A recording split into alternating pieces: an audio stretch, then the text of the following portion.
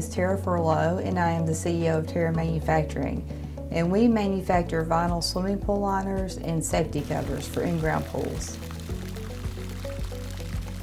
Tara Manufacturing was started because we owned a distribution business that my father started, who is Marshall Richardson, the president of the company.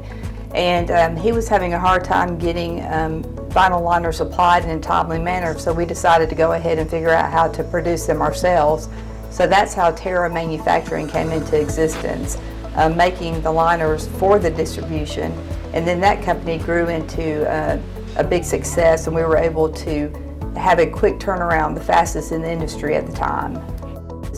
We have a big quality department we now have in place, and we have a room dedicated just to quality, so I'm excited about seeing what we can learn about our product and our industry in the future to provide a more exciting product for our end users and durable product.